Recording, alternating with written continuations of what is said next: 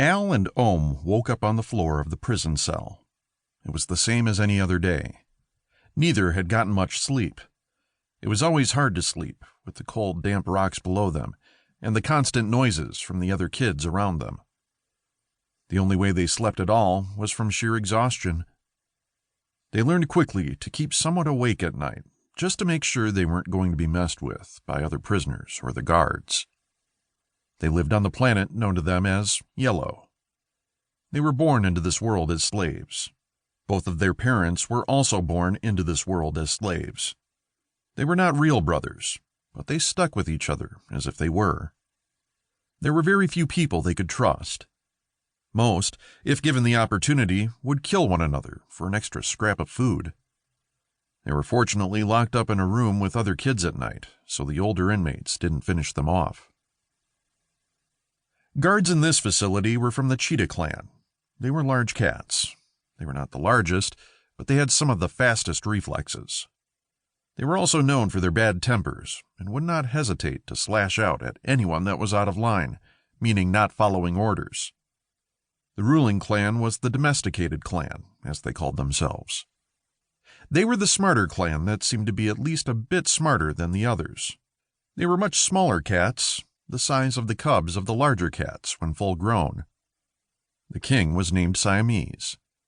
He was an off-white cat with peach-colored tips to his ears and tail. He never really struck the boys as intelligent, but he did seem to be a step above the other cats as far as intelligence went. His real ability to maintain his throne came from his power to reverse or cancel any other power used against him. Most cats had some magical-like talent, but King Siamese seemed to have one of the most powerful ones. Conversely, any human displaying a talent would be put to death as soon as it was discovered. There were other cat clans that were in the military forces. They were the largest cats in the lion and tiger clans. Neither was known for their intelligence, but they were loyal to the kingdom and quite capable of defending it. The kingdom was called Siam. It was one of the 4 realms on the planet. The boys had heard stories of the other realms, and just those were enough to keep them from wanting to escape from Siam. The closest realm was just outside the protective dome of Siam. It was called the Amorphic Realm. No one knew exactly what occupied the realm, but anyone that tried to escape in the past never returned.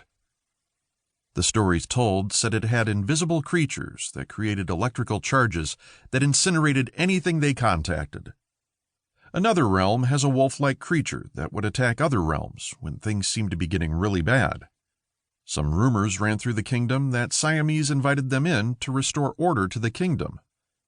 All Al and Ohm knew was they didn't want to face them. No one seemed to fare well against them.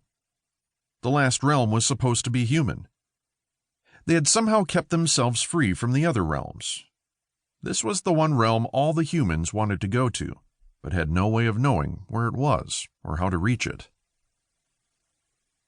Their thoughts were interrupted by the clanging of the bars.